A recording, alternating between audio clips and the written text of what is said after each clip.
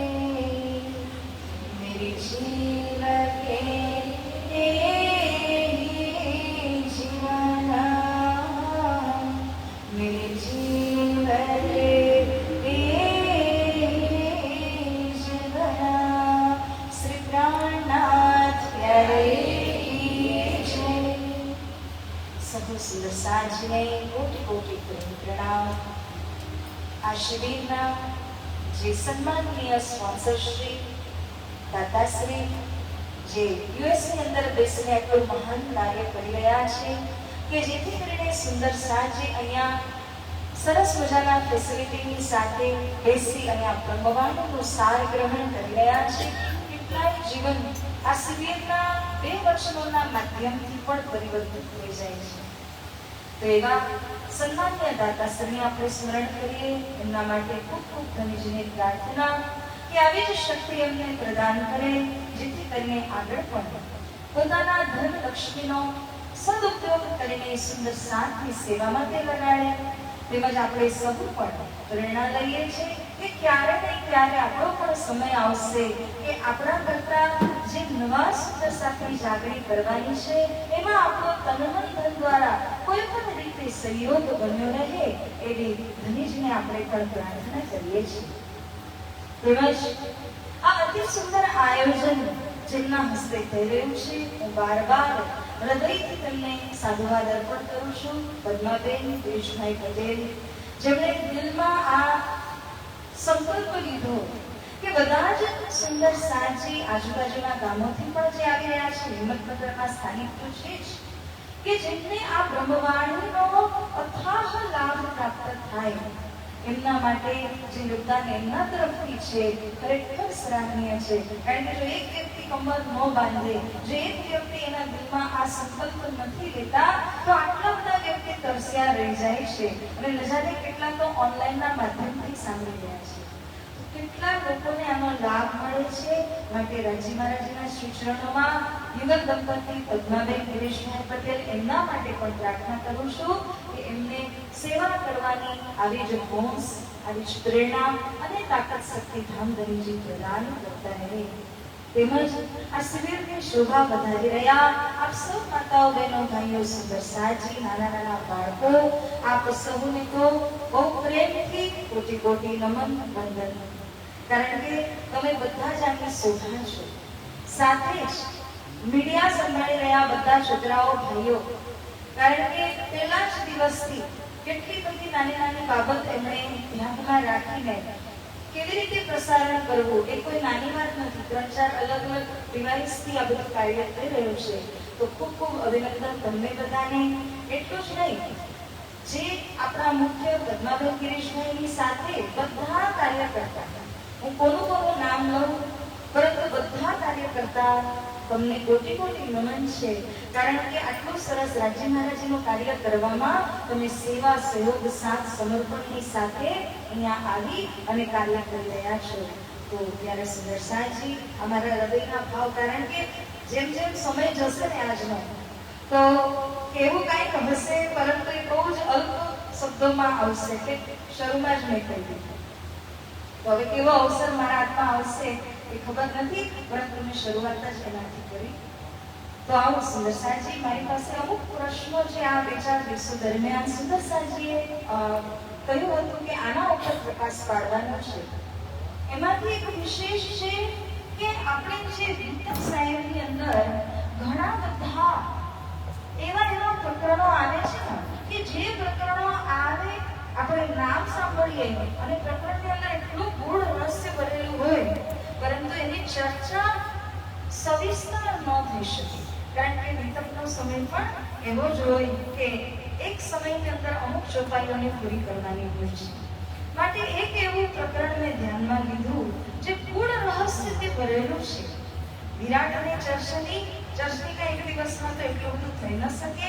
ગઈકાલે આપણે અષ્ટપ્રહરની લીલાના વિષયમાં સાંભળ્યું, અને આજે છે તો શ્રી વિરધસાર દર્શન નામનું પ્રકરણ આપણા વિતક સાહેબની અંદરમાં આવેલું છે, જેની અંદર શ્રી રાજ્ય મહારાજના શુક્રાના અદા કરવા માટે શ્રી લાલાજી મહારાજજીએ લગભગ 88 ચોપાઈની અંદર 88 ચોપાઈના માધ્યમથી શ્રી રાજ્ય મહારાજજીએ ત્રણેય બ્રહ્માંડ જે આપણા થયા છે બ્રજરાસ જાગણીમાં, રાજ્ય મહારાજની અસીમ અનુકંપા, દયા, કૃપા, મહેર કેવી રીતે આપણા ઉપર વરસે અને આ મહેર દ્વારા બ્રહ્મ આત્માઓએ, મોમીનોએ કઈ રીતે શુક્રાના બજાવવા જોઈએ, કેવી રીતે આપણે ધામ ધરીના શ્રી ચરણોમાં આપણું જે પ્રેમ ભાવ છે, સમર્પણનો ભાવ છે કે હે પિયા, અમે તો માયામાં ભૂલ્યા, પરંતુ તમે શું કર્યું, અમારી વાહન ન છોડી. હવે નાનો બાળક રમતા રમતા માથી દૂર ભાગી પણ જાય તો માં કઈ મૂકી થોડું દે, એ તો એને ગોતતી જાય, અને ગમે તે થાય, ગમે ત્યાંથી બાળકને શોધીને જ લઈ આવે. એવી રીતના આપણે ભલે આ માયાની અંદર ડૂબી ગયા, પડી ગયા કે ભૂલી ગયા હોય, પરંતુ પૂર્ણ બ્રહ્મ પરમાત્માને આપણે શુક્રાના અદા કરીએ છીએ કે અમે ગમે એવા તુચ્છ બુદ્ધિમાં પ્રવેશ કેમ ન થઈ ગયા, પરંતુ તમે તમારું કર્તવ્ય ન છોડ્યું. એટલે જ આપણે કહીએ છીએ, તુમ તુમારે ગુણ ના છોડે, મેં તો કરી બહુત દુષ્ટાઈ, મેં તો કર્મ કિए અતિ નીચે, પર તુમ નહીં રાખી મૂલ સગાઈ. હે પિયાજી, અમે તો અવગુણ ન છોડ્યા અને તમે તમારા ગુણ ધર્મ ન છોડ્યા. જેમ દ્રષ્ટાંતમાં કહે છે કે એક દિવસ જે બિચ્છુ હોય એ કેવો છે, ગંભીરો છે, ઝેરીલો છે. એ બિચ્છુ વહી રહ્યો હતો પાણીમાં, પૂર આવ્યું, તણાઈ રહ્યો હતો. સાધુએ જોયું, સાધુનો સ્વભાવ પરોપકારી છે. એ બિચ્છુનો જીવ બચાવવા માટે સાધુએ પોતાની આંગળી, કારણ કે બીજું કંઈ ગોતવા જાય, વાગ લાગે તો પોતાની આંગળી સીધા જ આપી દીધી કે બિચ્છુ આંગળી પકડી અને ઉપર આવતો રહે. અને બિચ્છુએ શું કર્યું, જેમ જ આંગળીને પકડી તો ડંખ માર્યો. સાધુ કહે છે કઈ વાંધો નહીં, એ બિચ્છુનો ધર્મ જ છે ડંખ મારવાનો, પરંતુ સાધુ તરીકે મારો ધર્મ પરમાર્થ કરવાનો છે, એને બચાવવાનો છે.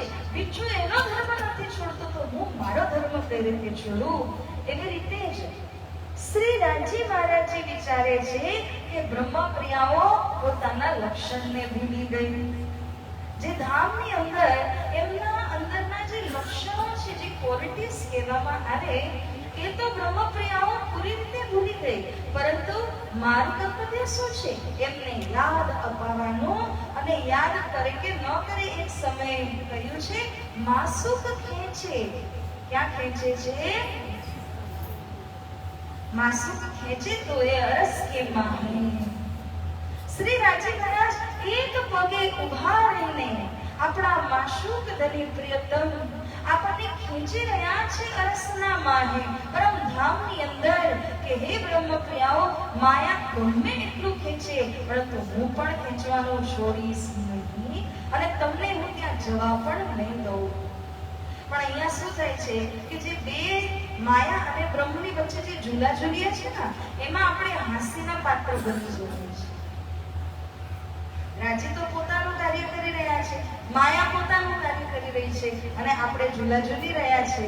ત્યારે જ્યાં સુધી કે સમજ ન આવે ત્યાં સુધી આપણે ઝૂલા ઝૂલતા રહીશું અને હાસ્યના પાત્ર બનીશું. માટે સુંદર સાથની કરજી એ પણ આવી કે બ્રહ્મપ્રિયાઓના લક્ષણ અને બ્રહ્મપ્રિયાઓની દિનચર્યા શું હોવી જોઈએ, કે અથવા એમ કહો કે સુંદર સાથ આપણે પોતાને કહીએ છીએ.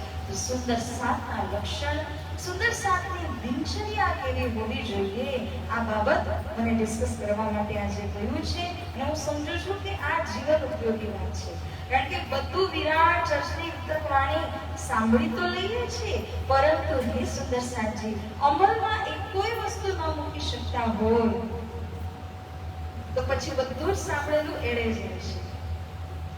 હવે એવું છે ને કે આ જે લક્ષણ છે એ ન કેવલ બધા સુંદર સાથને, પરંતુ ધર્મ પ્રચારક હોય, ગાદીપતિ મહારાજજીઓ હોય, બધાને જ લાગુ પડી જાય છે.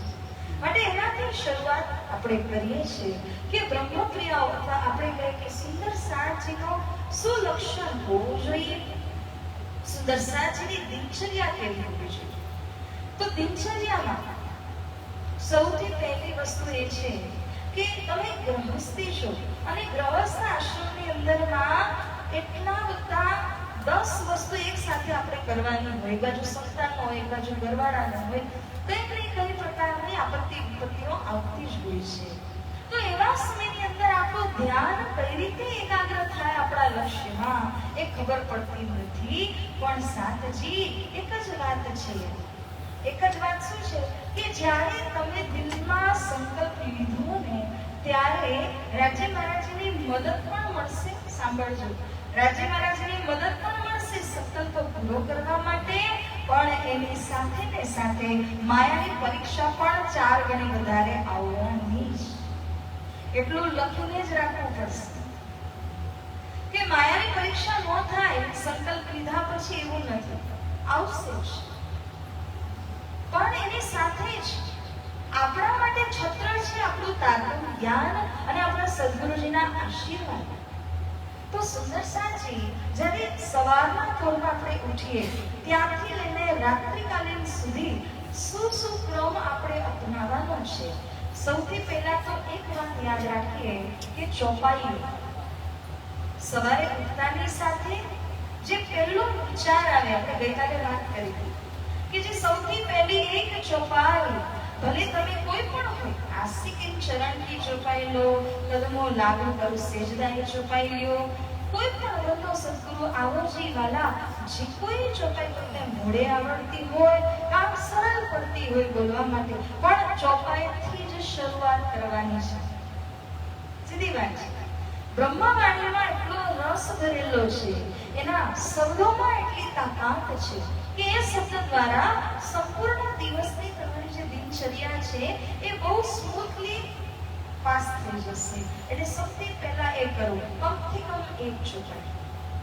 વધારે હોય સમય, 2-5 મિનિટનો સમય જે દિવસે તમારી પાસે છે, તો તમને જે કંઈ ચોપાઈઓ આવડતી હોય 2, 3, 4, 5 એ ચોપાઈઓ બોલી અને તમે શું કરી શકો છો, દિનચર્યાને પ્રારંભ કરી શકો છો. ત્યારબાદ સૌથી પહેલી વસ્તુ તો એ આવે છે કે મંત્રનો જાપ. વાસી મોડું હોય તે સમય ઘણા કહે છે કે આપણે મંત્રનો જાપ ન કરવો જોઈએ, પણ શ્વાસ નિજ્ઞાન જપનું જે સૂત્ર જે લોકો પાલન કરી રહ્યા છે એમના માટે શારીરિક જાપ આ નથી, આ માનસિક જાપ છે. અને માનસિક જાપ જે હોય એ તો આપણે નિરંતર કરવો જ જોઈએ. માટે સવારના સમયમાં ચોપાઈની સાથે જો નિજના મહામંત્રનો તમે જાપ કરી લો તો એના જેવું એકઈ શરૂઆત ન કહેવાય. ખૂબ જ સરસથી આ શરૂઆત થઈ. હવે જેમ જેમ તમારી દિનચર્યા આગળ વધે, ક્રમ તો તમને જ વધારે ખબર હોય કે તમારા જીવનમાં શું પહેલા શું પછી આવશે.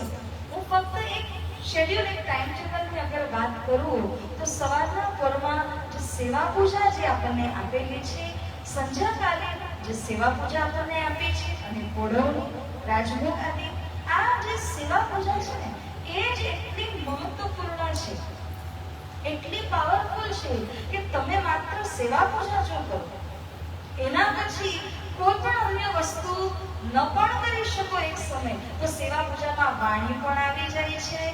સેવા પૂજાની અંદર રાજ્યની મહેરનું જિકર આવી જાય છે, મૂળ મિલાવાનું જિકર આવી જાય છે.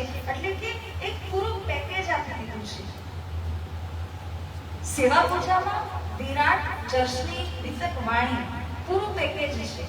અને સૌથી સરળ વાત તો એ છે કે એક અડધા કલાકના સમયની અંદર શરૂથી લઈને સેવા પૂજા તમે પૂર્ણ કરી શકો છો.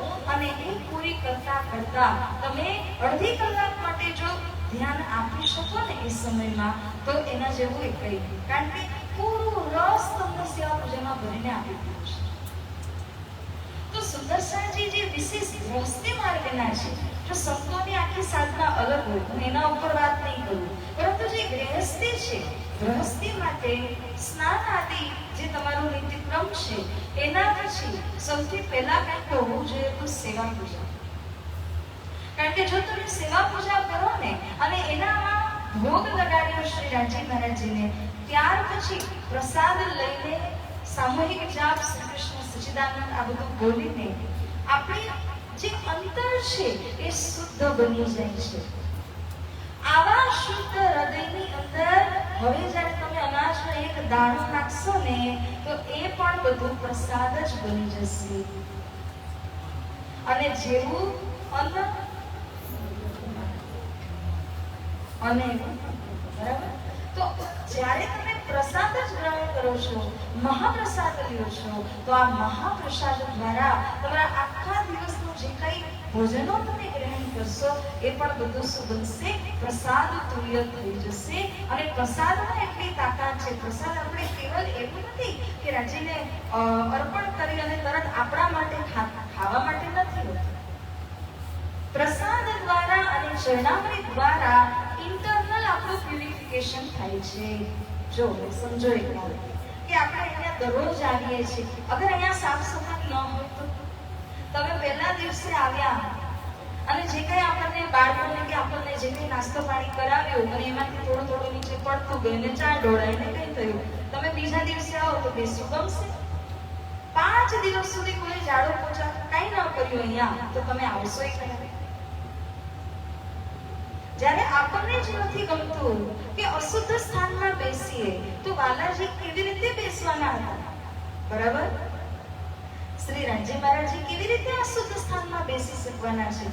એટલે જ જરૂરી છે કે જેમ અહીંયા કચરા પોતો આપણે કેવું વ્યવસ્થિત કરી ચમકારી દઈએ અને પછી આપણે એના ઉપર બેસીએ છીએ, એવી જ રીતના હૃદયને પવિત્ર કરવા માટે સેવા પૂજાની આવશ્યકતા છે, મંત્ર જાપની આવશ્યકતા છે.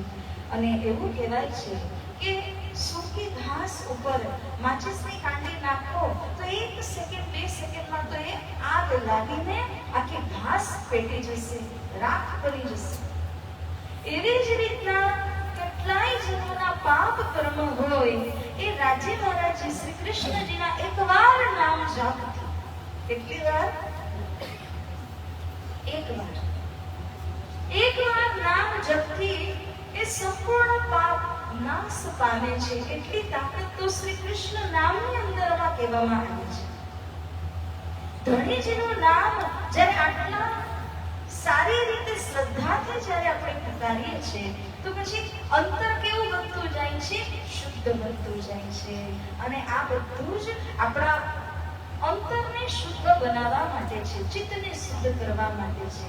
ચિત્ત વિશુદ્ધ થઈ જાય તો ધણીજી આવીને વિરાજમાન થશે, પરંતુ અગર ચિત્ત અપવિત્ર હોય પછી ધણીજી કઈ રીતે આવીને વિરાજમાન થાય? પોતાનું જ ઉદાહરણ આ એક તમારા દિનચર્યામાં જરૂરથી જરૂર તમે લઈને આવો. કેમ કે શ્રી પ્રાણનાથે જે રીતે કહ્યું, ચર્ચા સુનજો દિન ને રાત, આપણને જૂઠા શ્રી પ્રાણ. ચર્ચા રાત દિવસ આપણે કઈ રીતે સાંભળી શકીએ? રાત દિવસ સંભળાવવાળા નહીં મળે, અને કોઈ મળી પણ થાય તો આપણે થોડા બેસી રહીશું. પણ ચર્ચા સુનજો દિન ને રાત કહેવાનો તાત્પર્ય શું હતો કે તમે જે ચર્ચા માનો અત્યારે 5 દિવસમાં જે તમે શ્રવણ કર્યું છે એ જ ચર્ચાને તમે દોહરાવો, તમે એનું મનન કરો, તમે એના ઉપર ચિંતન કરો. આ રીતે ચર્ચા માટે સુદર્શનજી વાંચન અધ્યયન બહુ જરૂરી છે. આપણે ખરેખર ભાગ્યશાળી એટલા માટે છીએ કે ગુજરાતી ભાષાની અંદર કેટલું બધું સાહિત્ય છે. ગુજરાતીઓ માટે કોઈ કમી જ નથી રાખી રાજ્ય મહારાજની. કેટલું બધું સાહિત્ય છે. જો વાણી વિતક તો છે જ, ચર્ચના જે વર્ણનો એ પણ છે, પરમધામ વર્ણન, એની સાથે સાથે વાણીના શબ્દ અર્થ, ભાવાર્થ અને ગુણાર્થ સહિતના સાહિત્ય પણ છે. તો એ કોઈ પણ સાહિત્ય એવું કે એટલે વાંચનમાં પણ જે પુસ્તક ઓથેન્ટિક વક્તા તરફથી લખાયેલી હોય, જેને ખૂબ તપસ્યા કરી છે, ખૂબ સાધના કરીને લખ્યું છે, એવા પુસ્તક વાંચજો. કોઈ નામના પાછળ લખતું હોય કે મારું આટલું નામ થઈ જાય કે પુસ્તકો લખ્યા, એના પાછળ મહેરબાની કરીને નહીં જતા. પણ એવું કોઈ સાહિત્ય જ્યારે હાથમાં લાગે તો પછી એને અવશ્ય સરસ રીતે તમે વાંચન કરજો. હું કેવલ તમારું ધ્યાન દોરવા માટે એક વાત જણાવું છું. પરંતુ જે દીનદયાળજી ગુરુજી જેમણે 42 બુકો, એટલે કે નેપાળી હોય અને હિન્દી અને ગુજરાતી ત્રણેય ભાષામાં થઈને 42 બુકો છે. વાણીના ગુણાર્થયુક્ત એમણે 18 વિતક 3 અલગ અલગ બુકની અંદર એમણે સવાલ જવાબના રૂપમાં પ્રસ્તુતિ કરી છે. આ એટલા માટે કહું છું કે કોઈ પણ સુંદર સાચને જો ભાવ હોય અને વાંચન કરવું હોય તો આવા વિદ્વાનોની જે પુસ્તકો છે ને એ ખરેખર સાર ગર્ભિત છે. તમારો સમય ક્યારે પણ એળે નહીં જશે. તો સુંદર સાચી આવી પુસ્તકો, સાહિત્યોનું વાંચન, ચોપાની વાણીનું વાંચન એ પણ તમારા નિત્યક્રમની અંદર ચોક્કસ લાગુ જ જોઈએ. બીજું, સંધ્યાકાલીન સેવા પૂજા અને પઢાવણી. જો તમે આટલું કરો ને તો બી તમે તમારા જીવનની અંદર બહુ મોટો ચેન્જ જોશો. કેમ? કારણ કે એક સિમ્પલ વાત હું તમને કરું, તમારા ઘરમાં વર્ષો વર્ષથી એક જ બેન આવીને કામ કરે છે, એક જ ભાઈ માનો કે આવીને કામ કરે છે. હોય તો એ તમારા સેવકના રૂપમાં, નોકરના રૂપમાં, પણ એટલા દિલથી કામ કરે છે કે તમારા માટે કેવા બની ગયા ઘરના સદસ્ય છે. એટલો વિશ્વાસ તમે એના માથે મૂકી શકો છો. એવા વ્યક્તિ ઉપર જો યદિ કોઈ પણ આપત્તિ આવી ગઈ તો આપણે શું કરીએ? આપણે દિલથી એને મદદ કરશું. એ જ ઠેકાણે હમણાં અઠવાડિયા 10 દિવસથી કોઈ નવું વ્યક્તિ આવ્યું છે અને જો એના જીવનમાં કંઈક થયું તો આપણને કેટલું મન થવાનું છે? હા, આપણે નાની મોટી મદદ કરી દઈએ, પરંતુ એટલા દિલથી ન કરી શકીએ. કેમ? કારણ કે એણે હજી એટલી સેવા નથી કરી જેટલી પેલા વ્યક્તિએ કરી છે. એવી રીતના, હવે ધ્યાનથી સાંભળો, એવી રીતના જેણે પણ શ્રી રામજી મહારાજના હૃદયને રીઝાવી લીધું છે પોતાના સેવા દ્વારા, શ્રી રામજી મહારાજ એની કરેલી સેવાના બંધનમાં છે. ખરેખર આનું ઉદાહરણ પણ આવે છે. ઉદાહરણથી આપણે સિદ્ધાંત સમજશું, દ્રષ્ટાંતથી સિદ્ધાંત સમજશું. દ્રષ્ટાંત કોનું છે? રામજી અને હનુમાનજીનું છે. એક સમય એવો હતો કે હનુમાનજી શ્રી રામજીની એટલી બધી ભક્તિને, એટલી બધી સેવા કરતા હતા, માનો કે પરછાઈ એમના સાથે ચાલતી હોય, અને એ જોઈને સીતા મૈયાને થોડી અકળામણ થઈ કે આટલું બધું ફોલો કરી રહ્યા છે તો મારા માટે જ સમય નથી બચતો કે હું જ કંઈ સેવા નથી કરી શકતી, એના જેવું થઈ ગયું.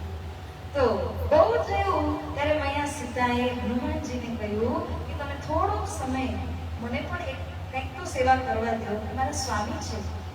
તો હનુમાનજીને સામે ચાલીને સીતા મૈયાએ થોડા પાછળ કરી દીધા અને જેમ જ એવું કર્યું તો હનુમાનજી ગયા છત ઉપર અને છત ઉપર જઈ અને ચિંતન કરવા લાગ્યા. આ સમય થયો તો મારા પ્રભુ શું કરતા હશે? તો આ કરતા હશે, હા ચલો લાવ હું કોણ આખાની સેવા કરું. આ સમયે મારા પ્રભુ શું કરતા હશે? હા મારે એને જલ દેવી છે, હું જલ આપીશ. એટલે કે ઉપર બેઠા છે, માનસિક રૂપથી હરેક સેવા જે કરી રહ્યા હતા એ જ સેવાનું ચિંતન કરે છે, યાદ કરે છે. આ બાજુ હનુમાનજી યાદ કરતા જાય છે, બીજી બાજુ શ્રી રામજીને એડકી ઉપડી તો બંધ જ નથી થતા. અને કેટલાય ઉપાય કર્યા પરંતુ બંધ જ ન થાય. તો મૈયા સીતાને લાગ્યું કે શું થઈ રહ્યું છે, તબિયતમાં કેમ આ કેવું કહેવાય આવી. તો ત્રણેય માતાઓને પણ કહ્યું.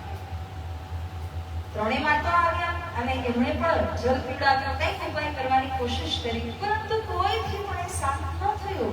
છેલ્લે જઈને સીતા મૈયાને યાદ આવ્યું કે હા આ તો હનુમાનજીના લીધે થઈ રહ્યું છે, કારણ કે એટલી બધી સેવા, એટલી ફરજ ઉતારે છે હનુમાનજી કે જેના કારણે રામજી ભલે ને ત્યાં હતા, અલગ હતા, પરંતુ સતત યાદ આવતી હતી હનુમાનજી. તો આવી રીતના પ્રસંગ થયો. પછી હનુમાનજીને જ્યારે બોલાવ્યા ને ત્યારે માંડ બધું શાંત પડ્યું. કહેવાનો ભાવ શું હતો? મેં કીધું ને આ દ્રષ્ટાંત છે. આ દ્રષ્ટાંતથી એ ખબર પડે છે કે જે ઈષ્ટ છે એટલે ભગવાન, એ ભગવાનની સેવા કરવા વાળા ભક્ત છે અને ભક્તની સેવાને અધીન તો ખુદ ભગવાન થઈ જાય છે. એમને પણ યાદ આવે છે સમય સમયમાં કે આને મારી આ સેવા કરતી. હવે એક સેવા કરવાનો સમય આવે તેમ થાય કે મારો દાસ, મારો ભક્ત ક્યાં છે? એટલે સેવા જેવો કોઈ પદાર્થ નથી. માટે પ્રાણજી કહી રહ્યા છે કે સેવા સે તુમ પાઓગે પાર. જ્યારે તમે ધામધણીજીની સેવા કરશો અને કોઈક દિવસ કોઈ કાર્યકારણથી ન કરી શક્યા હોય, બીમાર થઈ ગયા, કંઈ થઈ ગયું, અટકી ગયા, તો તમારી યાદ કોણ કરશે? કોણ કરશે? આજે મારી સેવા કરવા વાળી ક્યાં ગઈ બેન? કેમ નહીં આવી? હું ક્યાં અટકી હશે? કારણ કે એમને પણ તમે સેવા કરશો ને, એમને પણ એટલું જ હૃદય તમારા પ્રત્યે ખેંચાય છે, એ પણ પ્રેમના બંધનમાં આવી જાય છે. તો સેવાની અંદર એ તાકાત છે. ઘરે બેઠા તમે રાજ્ય મહારાજને રીઝાવી શકો છો, આનાથી મોટી વાત શું કહી શકાય? એટલા માટે ગૃહસ્થી ભાઈ બહેનો માટે સેવા પૂજા જેવું ઉત્તમ કોઈ સાધન તો કરવું જ જોઈએ. પરંતુ સેવા પૂજાને છોડીને કદાચ એના સમયની અંદર ચિંતન કરવા જાઓ તો મેળ નહીં પડે. કેમ કે સેવા પૂજા દ્વારા જે ધનીને તમે રીઝાવી રહ્યા હતા એ જ તમારું બંધ પડી જશે. તો એ સુંદર સાંજી સેવા પૂજા જે આપણી રહેણીની અંદર વાત હોય તો ગૃહસ્થી ભાઈ બહેનો બધા માટે. અચ્છા, ભાઈઓની એક વિશેષ વાત છે આમાં. ભાઈઓ એવું કહેતા હોય છે ઘણીવાર કે મારા ધર્મપત્ની કરી લે છે ને, તો હું તો નોકરી ધંધો વ્યવસાય કરું છું, વ્યાપાર બિઝનેસ કરું છું, બધાની જિમ્મેદારી વહન કરું છું, તો મારા ધર્મપત્ની કરે છે, તો આવી ગયું એક જ વાત છે. પણ આ અધ્યાત્મની અંદર એક શું લક્ષણ એવું છે કે માનો ભાઈ કરે ને કંઈ પણ સેવા, એટલે સૌએ સૌ માટે જ કરવું પડશે. આપણે નિર્ભર રહીએ તો હા, એક વસ્તુ એ પણ છે કે ભાઈઓ બધી સગવડતા આપણને આપે તો જ આપણે ઘર બેસીને કંઈ કરી શકીએ. એટલા ભાગના પુણ્ય એને જાય, પણ એ એટલું તો કાફી નથી. તો કેટલું હોય કે 100 માંથી 1% એના જેટલું હોય. કઈ અડધા ભાગનું નથી જોયું કે 10% નથી જોયું. એટલા માટે ભાઈઓ પણ જો એવું કહેતા હોય તો પછી બહેનો કરેલું તો બહેનો પોતે જ લઈ જશે, તમને કઈ નથી આપવાના. અને પોતે પોતાના માટે જ બનાવીને ખાવું પડશે, પોતે જ રામધનીને રીઝાવવા પડશે. હા, એ બની શકે કે ભાઈઓ હોય તો એનું સેવાનું કાર્ય જુદું છે, એમનું સેવાનું કાર્ય ઓર મોટું છે, કારણ કે નિઃશબ્દ પૂજન હોય. પણ એની સાથે જ જો સેવા પૂજા કરી શકતા હોય તો ધનીને લઈ જવાનો સીધો ચાન્સ આપણને મળી જાય છે. સેવા પૂજા ક્યારે પણ નહીં મૂકતા અને વાણી વાંચન, સાહિત્ય વાંચન એને પણ ક્યારેય નહીં મૂકતા. હવે રહી વાત કે બાકી આખા દિવસમાં આપણે શું કરવું જોઈએ, કારણ કે આટલું જ્ઞાનનો અથાહ સમુદ્ર છે આપણી પાસે.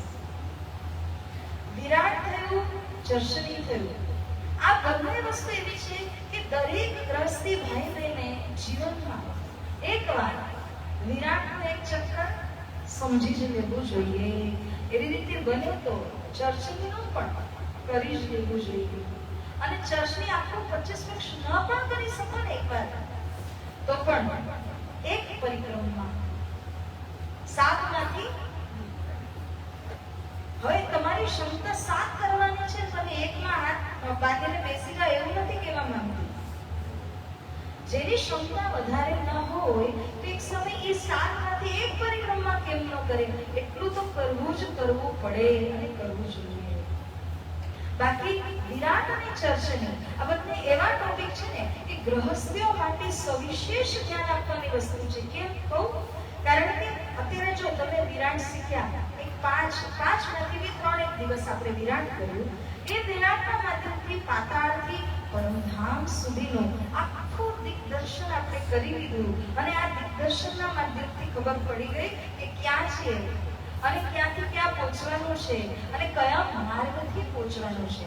હવે કોઈ તમને કહે કે આમ નહીં ને આમ કરો તો બી તમે કહી શકશો કે નહીં, અમારા મહામતી પ્રાણનાજીએ જે માર્ગ બતાવ્યું છે અમે એમાંથી ભૂલવાના નથી. આ ચોક્કસતા, આ દૃઢતા એ આપણી અંદરમાં વિરાટના માધ્યમથી આવી જાય છે.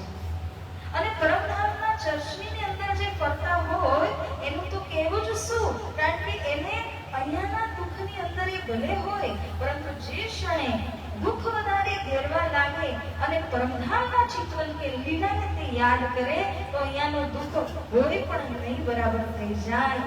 એવી જ રીતે જેમ કે એક નાનો બલ્બ પેટાવેલો છે, પછી તમે એક હેલોજન લાઇટ, મોટા ફોકસ વાળી લાઇટ તમે ત્યાં ચમકાવી દીધી તો નાનો બલ્બ તો છે જ, કોઈ એની રોશની દેખાતી નથી, ધમકાઈ જાય છે. એવી રીતના પરમધામના અપાર સુખ જ્યારે આત્માને મળે અને આત્મા જ્યારે એ પરમધામના અપાર સુખની અંદર જીવના કરવા લાગે કે ત્યારબાદ જીવને આ નાના મોટા દુઃખ દર્દ આવે એ ફીલ થાય, અનુભવ થાય, એનું નથી કે ન જ થાય. થયા પછી પણ એ જીવને હરાવી ન શકે, કારણ કે એ મોટા સુખના અધીન થઈ ચૂક્યો છે. જીવે જીવન જેને ગ્રહણ કરી લીધા છે, આટલો ફરક પડી જાય. તો સુદર્શનજી દિનચર્યાની અંદર હવે એક સવિશેષ વાત યાદ રાખજો, તમે ભાઈ બહેન નાના મોટા ગમે તે ચોપાઈનું એક સંકલન કરીએ. જે ચોપાઈઓ સવારથી લઈને, માનો કે ભોજનના સમયની કઈ ચોપાઈ છે, સ્નાન કરતી વખતેની કઈ ચોપાઈ છે, બપોરે તમે સુવો છો તે સમયની કઈ ચોપાઈ છે, એવી રીતના ઉઠા સંધ્યા સમયમાં અને રાત્રિકાલે આટલી પણ ચોપાઈઓ જો તમને યાદ હશે તો કામ કરતા કરતા શું ચોપાઈ નથી બોલી શકતા? 5, 7, 8, 10 ચોપાઈ તૈયાર નથી કરી શકતા? અવશ્ય કરી શકાય છે. તો આનાથી ફરક શું પડે છે કે તમે હરેક એક્ટિવિટી જે તમારી અહીંયા કાર્ય કરો છો, આ કાર્ય અને પરમધામનું કાર્ય તમે જોડી રહ્યા છો. પરમધામના જિલ્લા સાથે અહીંનું સ્નાન જોડી રહ્યા છો, અહીંયાના ભોજન સાથે પરમધામના બાળભોગ કે રાજભોગની લીલાને તમે જોડી રહ્યા છો. અહીંયા તમે બાળકોના માટે જેટલો પરિશ્રમ કરો છો, પરમધામની અંદર રાજી મહારાજીની માટે જે સેવા કરો છો, બ્રહ્માત્માઓ માટે જે સેવા કરો છો, એના સાથે તમે એને જોડી શકો છો. વચ્ચે છે ને એક સંતને એક પ્રશ્ન બેને પૂછેલો, તો બેન શું પૂછે છે, આવો ઉભા થઈને કહું, કારણ કે બધા મને જોશે ને હું પણ બધાને જોઈ શકીશ. સંત એવું પૂછે છે, બેન સંતને એવું પૂછે છે કે હે સંતજી, આખો દિવસ એમ કે હું કામ જ કરતી હોઉં છું ને મારી પાસે કોઈ એવો એક્સ્ટ્રા સમય નથી બચતો, કે જેમાં હું બેસું, ભક્તિ કરું, પૂજા કરું કે કંઈ કરું તો મારી મુક્તિ થશે? તો સંતે એવો જવાબ દીધો કે બેન, તમે કદાચ આખો સમય બી તમને મળી જાય અને જો તમે કેવલ પૂજા જ કરતા રહો તો બી કદાચ મુક્તિ નહીં મળે, પણ મુક્તિ ક્યારે મળે છે કે તમે કામ કરો છો, જીવ ક્યાં છે? જીવ ક્યાં છે કે મને પૂજા કરવી છે, એમાં જીવ છે. એટલે તમારી ચિત્તવૃત્તિ, તમારો જીવ કઈ જગ્યામાં લાગેલો છે, તમને શેની આવશ્યકતા છે, શેની ભૂખ છે, એ મહત્વનું છે. તમે જે કરી પણ રહ્યા છો કદાચ એની અંદર તમારું પૂરું દિલ ન લાગે તો પછી એ કરેલું કે ન કરેલું એ બધું એક સમાન થઈ જાય. ઘણા એવા હોય એને સમય અને એ પૂજા કરતી બહાર આવતા જ ન હોય, ત્યાં જ બેસીને મેરસાગર કરે, ત્યાં જ બેસીને માળાઓ ફેરવે, બધું જ કરે, પણ દિલ કોઈ બાજુ હોય. કિચનમાં શું કરે છે, વહુ શું કરે છે, બાળકો આવ્યા કે નથી આવ્યા, ચા બની કે નથી બની, એટલે બધી વખતે ચિત્તવૃત્તિ ત્યાં છે. અને ઘણા એવા હોય કે કામ ભલે ત્યાં જ કરતા પણ ચિત્તવૃત્તિ આ બાજુ છે કે અહીંયા મને ક્યારે જવા મળશે, ક્યારે બે શબ્દ મારા કાનમાં પડશે, ક્યારે હું મેહસાગર કરીશ કે ક્યારે સેવા પૂજા કરીશ, એ ન કરીને બી કરે છે કે હું ચિત્ત અહીંયા છે. તો હું કેવા સાથે સાથે જો પ્રિયતમ પરમાત્માના સેવાની અંદર તમારું દિલ લાગેલું છે તો તમે જીતી ગયા.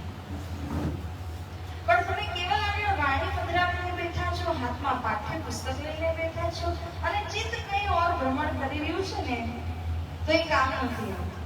સંતો કહે છે માલા તો કર્મે ફિરે, જીવ ફિરે મુખ માય, મનવા તો દશો દિશ ફિરે, ये तो સુમિર ન માય.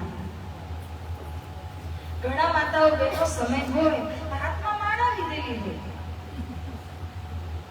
માલા તો કરમે ફિરે, હાથમાં ફરી રહી છે માળા, અને જીવ શું કરે છે, રાજ્યમાં જીવ નિષ્ણાત બોલે છે, કરે છે.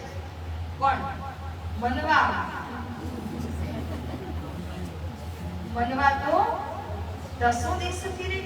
અરે મન તો હવે વાસુ થયું છે ને વાસુ થઈ રહ્યું છે તો એને સુમિરન કે ચિત્તવન નહીં કહી શકાશે.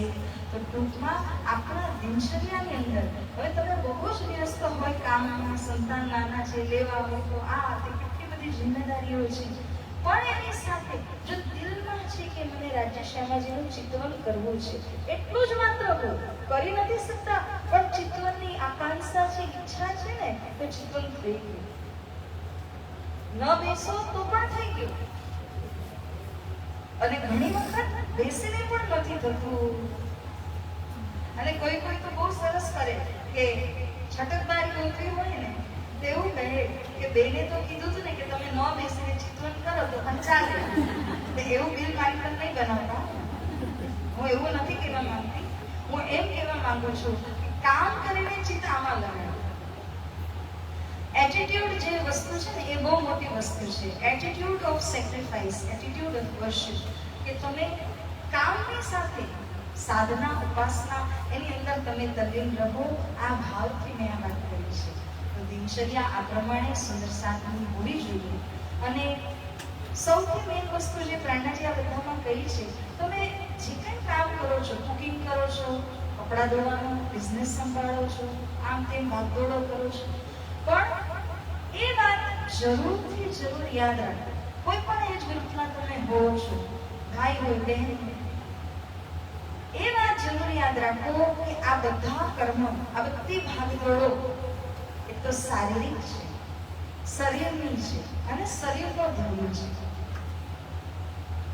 કોઈ ડોક્ટર બની ગયા, અમે સીએસ બની ગયા, કે કોઈ એન્જિનિયર બની ગયા, કંઈ પણ તમે બન્યા હોય, આ બધું જ શરીર જ્યાં સુધી છે અને દુનિયાદારી જ્યાં સુધી છે ત્યાં સુધી જ કામનું છે. પણ આપણને પ્રાણનાજીના આગળનો માર્ગ બતાવ્યો છે, એટલે કે આ કર્તાની સાથે સાથે તમે એક લેવલ એડવાન્સ ચાલો છો, એક લેવલ પ્રો આગળ ચાલી રહ્યા છો કે ભાઈ અહીંયા રહેતા આત્મ સાધન જરૂર મારે કરવાનું છે. કેવલ શારીરિક ડ્યુટી જેને નિભાવી એ તો ઓલા પણ કરે છે, પશુ પણ કરે છે સંતાન માટે, પોતા માટે. તો આપણામાં ને એનામાં અંતર શું? અંતર એ જ વાતનો છે કે જે અધ્યાત્મને જોડે લઈને શારીરિક કર્મ પણ સરસ રીતે પાર પાડે, માં હોવાનું ઉત્તરદાયિત્વ કે પિતા હોવાનું કે ભાઈ બહેન મોટા હોવાનું ઉત્તરદાયિત્વ પણ વહન કરે, સાથે સાથે અધ્યાત્મની અંદર પણ ગહેરાઈમાં જાય તો કહી શકાશે કે હા, આ ખરા અર્થમાં મનુષ્ય જીવનને સાર્થક બનાવી રહ્યા છે. અન્યથા પશુવત અગર જો સંતાનને જ ઉત્પન્ન કરવું હોય, એના જ પાછળ સમય દેવો હોય તો એ તો બધા પશુ પણ કરી જ શકે છે. માટે સાથજી આ બહુ મોટો મુદ્દો છે, બહુ મોટો વિષય છે. અને વિશેષ કરીને કહીએ ને તો યંગ જનરેશન માટે આજે જેટલા યંગ ટીનેજર્સ કહો, બાળકો કહો, એ એક પ્રોબ્લેમને ફેસ કરે છે. પ્રોબ્લેમ એ રીતનો છે કે ગુરુનું સાનિધ્ય મળતું નથી, અને જેનું સાનિધ્ય મળે છે એ ગુરુથી વંચિત કરી દે છે. એ ગુરુના તરફ પણ નથી લઈ જતા, અધ્યાત્મ તરફ પણ નથી લઈ જતા, ઉપરથી ગુરુથી વંચિત કરવાનું કામ કરે છે. એટલે એવા યંગસ્ટર્સ, ટીનેજર્સ, તમારે તો વિશેષ ધ્યાન આપવું જોઈએ કે એક એવો વ્યક્તિ જે તમારા જીવનમાં આવીને જીવનને પરમાત્મા તરફ ઢાળવાની તાકાત રાખતો હોય તો અવશ્ય તમે એના સાથે થાઓ, અને ચાહે તમારા ગુરુદેવ હોય તો એના સાથે થઈ જાવ, એના ચરણમાં તમે સમર્પિત રહો. કારણ કે જો ત્યાં સમર્પિત નહીં રહો ને તો ઓટોમેટિક માયા તમને એના ક્ષેત્રમાં લઈ જ જશે. એટલે બહુ જરૂરી છે. કારણ કે પહેલાના જે બી ભાઈ બહેનો હતા, આપણે તો ગુરુદેવ એટલે ગુરુદેવ, આપણા ગુરુજી એટલે બસ ગુરુદેવ, ગુરુજીએ કહ્યું એટલે આપણે કરવાનું જ. તો આજની જનરેશનમાં એ ગુણ નથી, તો અપનાવો એ બહુ જરૂરી છે. નહીં તો જો ગુરુનું સાનિધ્ય પ્રાપ્ત નહીં કરીએ તો માયા તો પોતાનું ક્ષેત્રમાં પોતાનામાં તમને ખેંચીને લઈ જ જવાની છે. એટલે ધ્યાન આપજો, સમજજો, આખું જીવન ખાલી મનોરંજન માટે કે આનંદ લેવા માટેનું નથી, આ આધ્યાત્મિક પણ સુધારવા માટેનું છે, અધ્યાત્મ જાણવા માટેનું છે. તો આપણે બ્રહ્મ સૃષ્ટિઓના લક્ષણોની વાત કરીએ, હવે દિનચર્યાની વાત કરીએ અને લક્ષણો ઉપર વાત કરીએ તો લક્ષણ શું છે? જે મહામતી શ્રી પ્રાણનાજી આપણને વાણીની અંદર કલશ વાણીમાં આવે જ છે. કેટલા બધા લક્ષણોથી બ્રહ્મપ્રિયાઓ યુક્ત છે. સવિશેષ એની અંદર એક લક્ષણ સૌથી મોટું મને જે લાગે છે કે બ્રહ્મ સૃષ્ટિઓ જે છે એ સાત્વિક ગુણયુક્ત છે. ગુણ 3 છે, રજોગુણ, તમોગુણ, સદગુણ છે. અને ત્રણેય ગુણ આપણા અંદર અલગ અલગ સમયમાં ઉત્તેજિત થાય જ. કોઈ નથી કે જે કેવલ સદગુણમાં રહી શકતું હોય, કોઈ નથી કે જે કેવલ રજોગુણ કે કેવલ તમોગુણની અંદર પણ રહી શકતું હોય. ત્રણેય ગુણ અલગ અલગ સમયની અંદર દરેક વ્યક્તિને અનુભવ કરવામાં આવે છે. પણ બ્રહ્મ સૃષ્ટિ એ છે કે જે સતત સદગુણમાં લેવાનો પ્રયાસ કરે છે. અગર રજોગુણ તમોગુણ એને સતાવે પણ છે તો બી એનું જે પ્રમાણ છે એ કેટલું 5% 10%. મોટા ભાગે એ સદગુણ પ્રધાન રહે છે. કારણ કે સદગુણની એ વિશેષતા છે કે તમે પરમાર્થ કાર્ય કરો છો, ભક્તિનું કાર્ય તમે એમાં કરી શકો છો, સેવા કરી શકો છો. હવે આટલા બધા જન્મો આપણે લીધા, એ બધા જન્મોની અંદર નામ કમાવ્યું હશે, બિઝનેસ વ્યાપાર કર્યો હશે, બધું જ આપણે કર્યું છે. માયાના કોઈ કાર્ય બાકી નથી રાખ્યા. તો પ્રાણનાજી શું કહે છે? દરેક જન્મની અંદર તમે કેટલી બધી એક્ટિવિટીઝ કરી છે, પણ આ જન્મની અંદર તમે પ્રાધાન્યતા શેને આપો કે તમે ધણીની સેવા, ધણીની ભક્તિ કરવાની પ્રાધાન્યતા આપો, જેથી કરીને આ જન્મ તમારો છેલ્લો જન્મ બને. એક જન્મમાં કેટલાય દુઃખ, તકલીફ અને કષ્ટ આપણે વેઠીએ છીએ, તો હર જન્મમાં જ્યારે આવું જવું પડે ત્યારે આપણી શી દશા થાય? તમે જોતા હશો રિયાલિટી શોઝ વગેરે આજકાલ ટીવી પર ખૂબ આવે છે. કોઈ છે તો સિંગિંગ લાઈનમાં ખૂબ આગળ, કોઈ છે તો ક્રિકેટમાં ખૂબ આગળ, ડાન્સીસમાં ખૂબ આગળ. એ આખું જીવન શેના માટે આપી રહ્યા છે? એક ડાન્સ માટે, એક સ્પર્ધા માટે, એક ક્રિકેટ માટે. અને આવું અનમોલ જીવન જે પરમાત્મા પ્રાપ્તિનું સાધન કહેવામાં આવ્યું છે, જો એ જીવનની અંદર તમે ફક્ત એક જ ગોલ રાખ્યો હોય કે મારે ભણીને આ જ બનવું છે, મારે હોસ્પિટલ બનાવવી છે, કે પછી મારે ડાન્સનું કંઈક ફલાણા કરવું છે, કે સિંગિંગનું ફલાણા કંઈક કરવું છે, તો એ પર્યાપ્ત એટલા માટે નથી, કારણ કે કેવલ સંસાર સુધીનો સીમિત છે. માટે બ્રહ્મ સૃષ્ટિની અંદર એક વિશેષ લક્ષણ એ રીતનું છે કે સત્વ ગુણ પ્રધાન છે અને પરોપકાર્ય કરવાની કોશિશ એની જારી રહે છે. હું પણ જાગું, બીજાને પણ જગાડું, અને બીજાને જગાડવું સરળ નથી. સરળ એટલા માટે નથી, પોતે ન જાગ્યા હોય ત્યાં સુધી બીજાને જગાવી પણ નથી શકતા. તમે કોશિશ બી કરીને જોઈ લેજો પણ નહીં જગાવી શકો. માટે ધણીજી કહે છે કે સ્વભાવની અંદર સાત્વિકતા, મધુરતા જ્યાં આવે તો તમે સામાન્ય આકર્ષિત કરી શકશો, બાકી કોઈ આકર્ષિત થતા નથી, કોઈને કોઈની પડી હોતી નથી. તો ધણીજીએ બ્રહ્મપ્રિયાઓના જે ગુણ બતાવ્યા છે કે કબહુ ન દુખાવે કે એનો પ્રયાસ નથી હોતો કે કોઈ પણ મારાથી દુઃખી થાય, કે હું કોઈની પણ નિંદા કરું, ચાળી ચૂગલી કરું.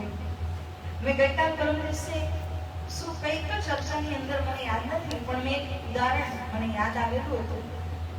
ઓલું હોય છે ને કે આંધળા માણસે રસ્સી બનાવી અને એ રસ્સી બનાવીને પાછળ ઢગલો કરતો ગયો.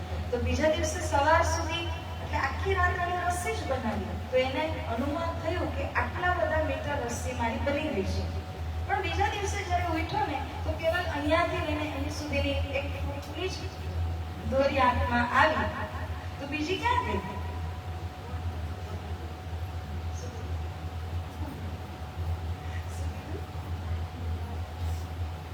અચ્છા,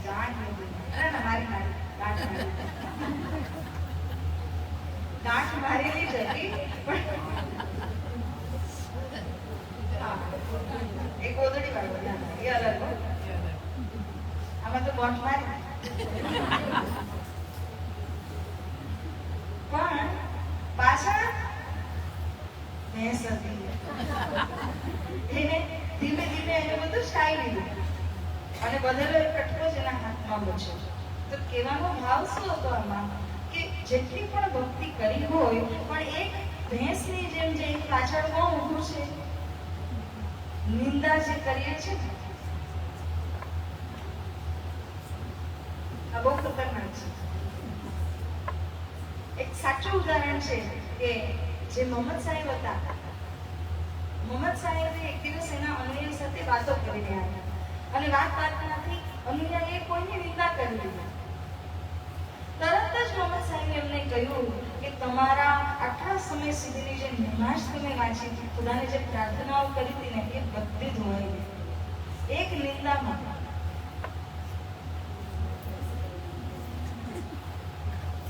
એટલે જ કીધું ને કે આટલી બધી રસ્સી બનાવી પણ એ બધી જ એળે ગઈ, ખવાઈ ગઈ. એક વાર બીજું પણ એક એની અંદર આવે છે.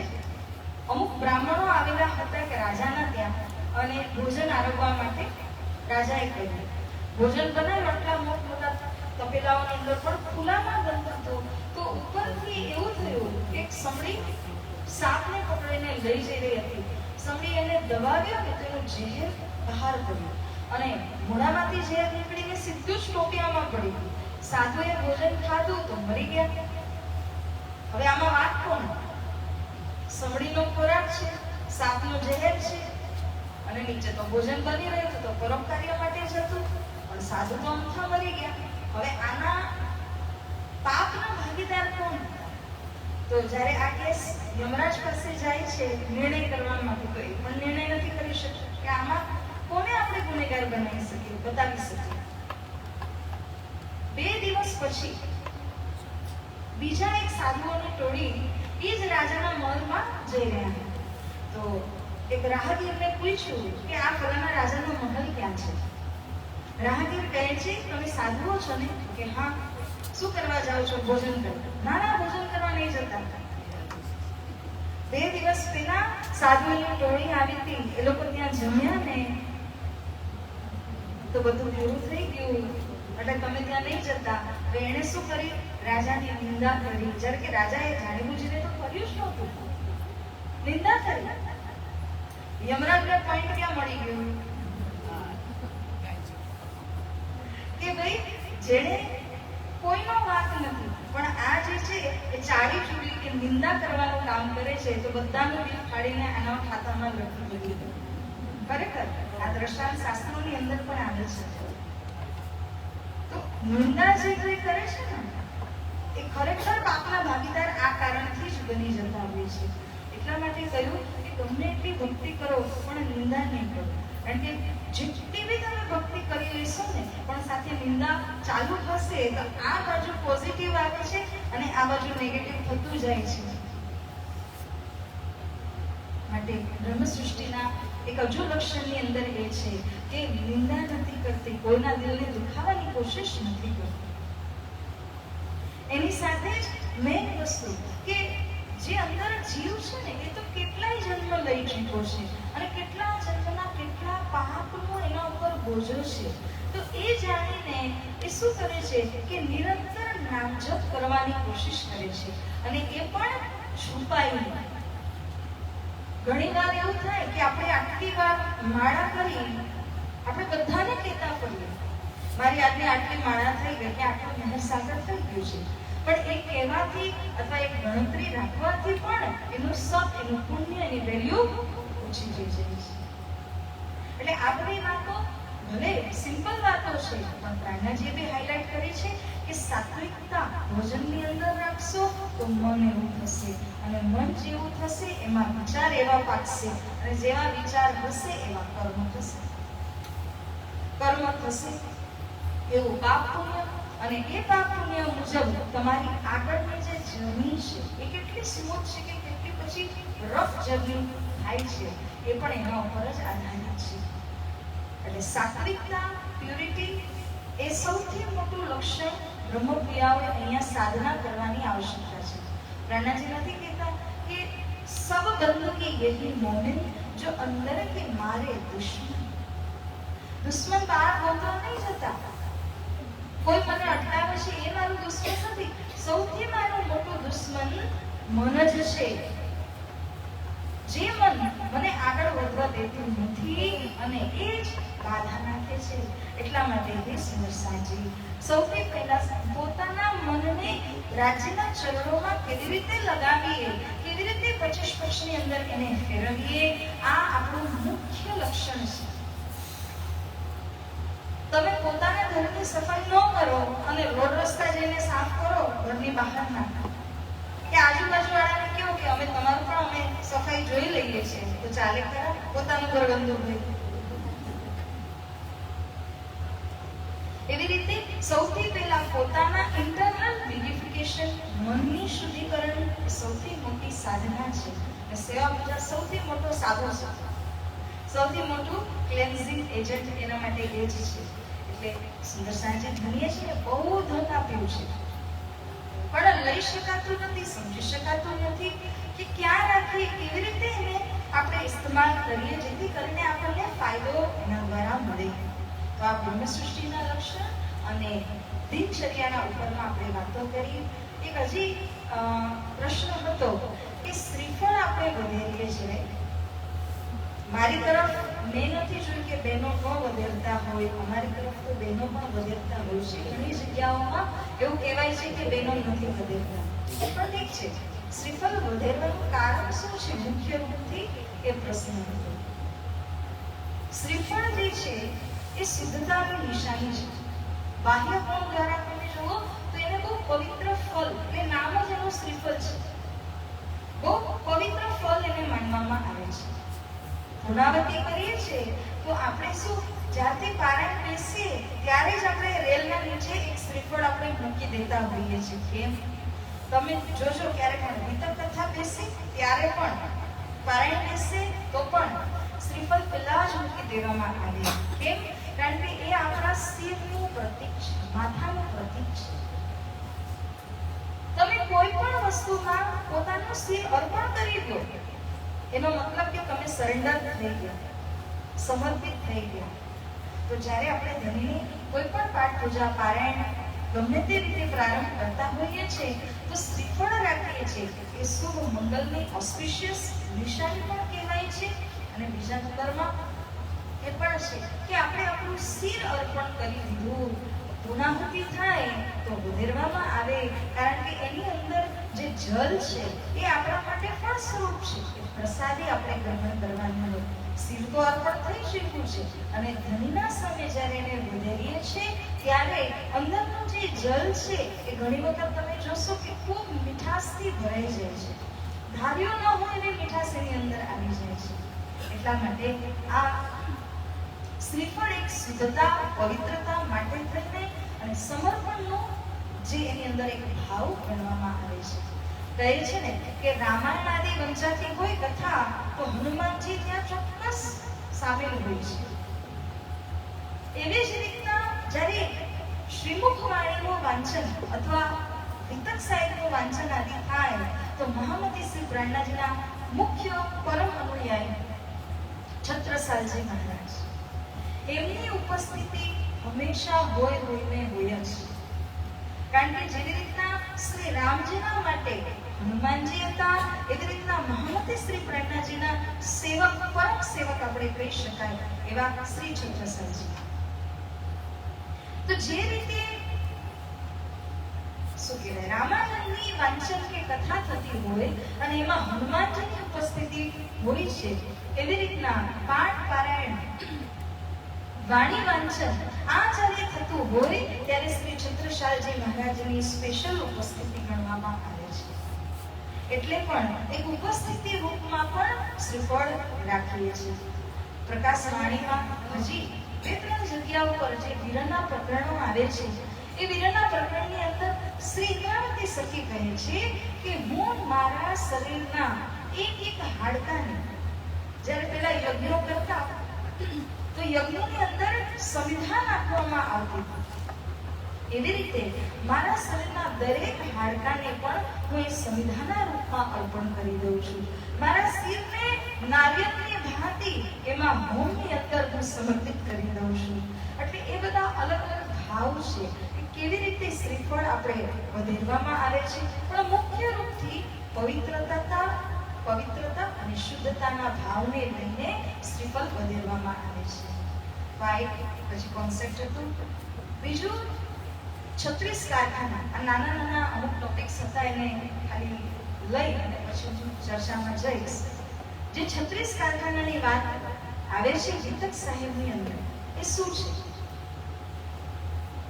ઘણી વખત જે વિતક સમાપન તરફ જાય તો કથાકારો જે અષ્ટપ્રહરની સેવા છે યા તો એને કહી કાં તો બિલકુલ ન કહે યા તો બિલકુલ સંક્ષેપમાં કહીને જતા રહે.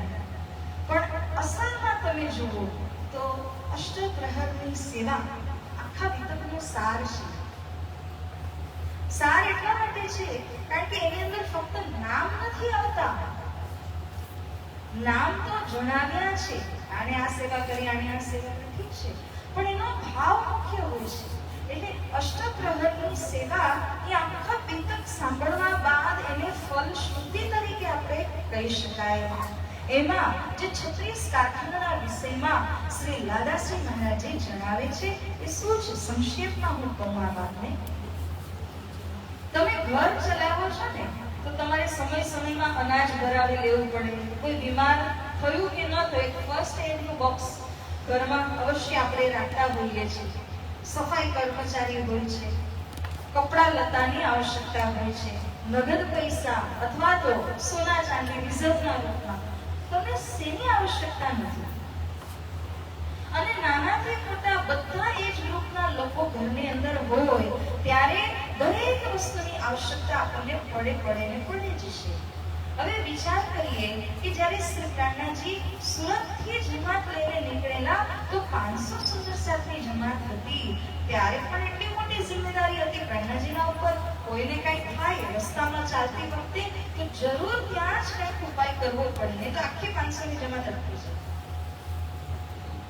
એવી જ રીતના જેમ આગળ વધતા ગયા ને, રામનગર પહોંચ્યા તો 5000 થઈ ગયા. પછી આજુબાજુ આવ્યા અને ઘણા સુંદર સાજીને લઈ ગયા. એ વાત અલગ છે, પણ 5000 થઈ ગયા હતા. હવે તે જ સમયે રામનગર પહોંચ્યા હતા. હજી તો કન્યાધામ નહોતું આવ્યું એની પહેલા જ રામનગરમાં 36 કારખાનાની શરૂઆત થઈ ચૂકી હતી. એટલે કે જેટલી મોટી જમાત છે એટલા જ જરૂરિયાતો પણ છે. એક શબ્દ છે બેર મિનિમમ, એટલે કે ઓછામાં ઓછું કાંઈ નહીં તો કપડા લતા, ભલે સંન્યાસી દેશના હોય કપડા તો જોઈશે જ. કાંઈ નહીં ભોજન 56 વ્યંજન નથી તો એટલીસ્ટ પેટ ભરવા માટે કંઈક તો ગુજરાન કરવા માટે જોઈશે જ, પાણી તો જોઈશે જ. એટલે આ ઓછામાં ઓછી સુવિધા ભલે ને કેમ ના હોય, પરંતુ તેમ છતાં અલગ અલગ 36 કારખાના બનાવ્યા હતા કે આટલી મોટી જમાતને પહોંચી વળવું એ 1-2-4 વ્યક્તિનું નામ નહોતું. તો મેં તો અલગ અલગ, જેમ કે એક થયું દવાનું, એક થયું કપડા લતાનું, અનાજનું, પછી ઇતર વગેરે જે જોતા હોય ગરમીના સમયમાં, કારણ કે આટલી મોટી જમાત ક્યાં ક્યાં જતા હોય તો ઇતર આટલી માટે જે કાંઈ જોતું હોય, ફળોનું એક અલગ, ફૂલોનું, મસાલાઓનું એ પાછું એક અલગ. એમ કરતા કરતા 36 અલગ અલગ વિભાગો બનાવી દીધા. જે કંઈ પણ જરૂરિયાતો હતી એ બધા જ 36 કારખાનાના માધ્યમથી પૂર્ણ કરવામાં આવે છે. એમાં એક વ્યક્તિ એવો છે કે જે મેનેજિંગ ડાયરેક્ટર છે, કે બધા 36 ની ઉપર એનું ડાયરેક્શન એટલે કે માર્ગદર્શન રહે છે. કયા કારખાનામાં શું કમી છે એને પૂરતા કરવું સમયથી પહેલા, કારણ કે ઘણી વખત સમય પર તમે લેવા જાઓ તો મોંઘું પડે. સમયથી પહેલા ભરાવેલો ત્યારે સસ્તું પડતું હોય. એટલે એ પણ એક કલા છે, મેનેજમેન્ટ છે. તો એ મેનેજમેન્ટ કરવા માટે એક સ્પેશિયલ વ્યક્તિ, અને તમે જોશો લાલદાસજી મહારાજ વિતકની અંદર તો સુરતના ગરીબદાસજીની આ જિમ્મેદારી હતી. ઘણા સમય સુધી એમણે જમાતની ખૂબ સેવાઓ કરી, પરંતુ એક સમય જ્યારે એવો આવે છે કે ત્યારે ગરીબદાસજી પણ પાછા પડવા લાગ્યા, શરીર પાછું પડવા લાગ્યું, અને ત્યારથી એમણે અરજી કરી કે હે ધામધની પિયા પ્રાણનાથજી, આ સેવા માટે તમે કોઈને નિયુક્ત કરો. તો લાલદાસજી મહારાજજી જે અતિ વિશ્વાસના પાત્ર હતા શ્રી પ્રાણનાથજીના, એમને નિયુક્ત કરીને એમની સેવા કાર્ય આ સોંપવામાં આવ્યું. અને સમય સમયમાં લાલદાસજીને પણ જ્યારે જોર પડતો હતો તો વૃંદાવનભાઈ આદિ કોઈ કોઈને આ સેવા આપી દેતા હતા થોડાક સમય માટે. તો સુંદર સાજી આવી રીતે તમે જો 36 કારખાના એટલા માટે જરૂરી છે. એક દવા વિભાગ, એક કપડા વિભાગ, એક ફળ ફૂલ વિભાગ, મસાલા વિભાગ, અનાજ વિભાગ, એમાં પાછા અંદર અલગ અલગ જિમ્મેદારીઓ હોય. તો આ બધું જ કરીને 36 અલગ અલગ કારખાના બનાવ્યા હતા. અને મોદીખાનાની અંદર કરિયાણાનો સામાન, આખું કરિયાણું એની અંદર. તો આ બધા વિભાગો સુંદર સાથના સેવા હેતુ હતી.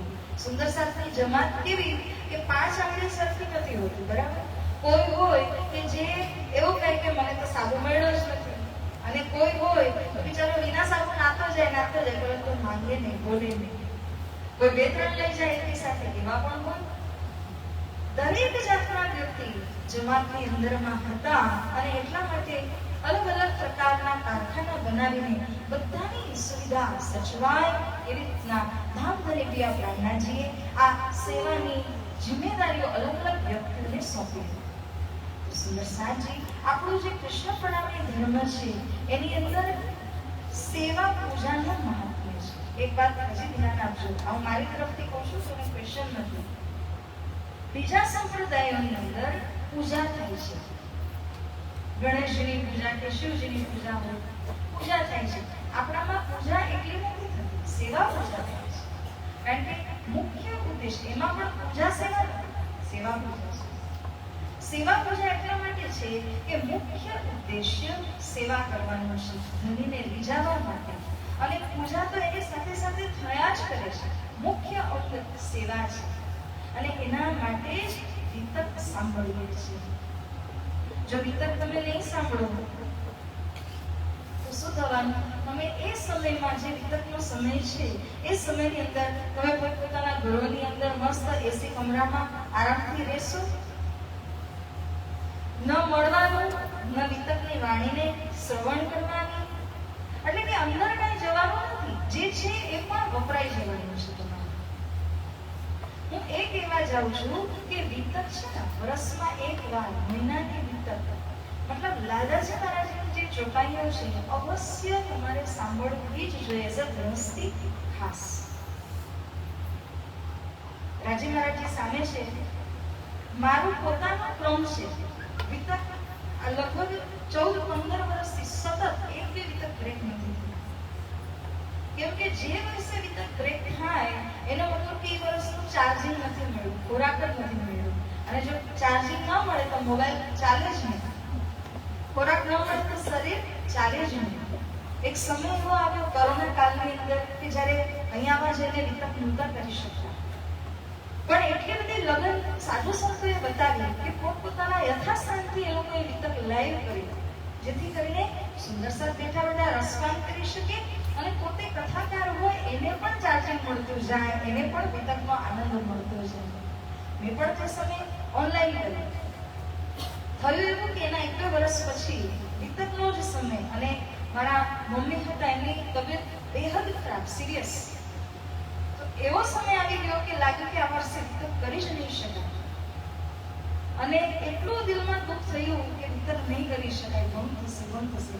પોતે મારા મદરથી રડતા હતા અને મને બી દુઃખ થતું હતું. પણ રાજ્ય એવી અસીમ અનુકંપા કરી કે અનબિલીવેબલ થયું કે જ્યાં મમ્મી એક તરફ બીમાર હતા, સુરતની અંદર જે આપણું પ્રાણનાથ હોસ્પિટલ છે, તમને બધાને ખ્યાલ જ હશે, તો એ પ્રાણનાથ હોસ્પિટલના જે મહંત અધ્યક્ષ શ્રી છે સ્વામી શ્રી લક્ષ્મણ જ્યોતિજી મહારાજ, એ વર્ષે રાજ્ય મહારાજે એમને પ્રેરણા કરી અને એમણે મને ક્યારે નહીં, પણ એ જ વર્ષે બરાબર, એ જોવાની વાત છે, ક્યારે નહીં એ જ વર્ષે એમની ઈચ્છા થઈ કે દીદીને કહી આપણે વિતક કરવા માટે. તો મને જ્યારે એમણે જણાવ્યું કે તમારે વિતક આ વર્ષે તમે ક્યાં કરવાના છો, મેં કીધું મહારાજે આવી વિકટ પરિસ્થિતિ છે, નહીં કરી શકાશે આ વખતે, તો આવતા વર્ષે આપણે કોશિશ કરીએ છીએ. તો કહે છે કે ના, એની જરૂર નથી, આપણી પાસે હોસ્પિટલ છે, તો મમ્મીને લઈને જ તમે અહીંયા વિતક બી કરી શકો છો, એક બાજુ ઈલાજ થશે, એક બાજુ વિતક પણ થયા કરશે.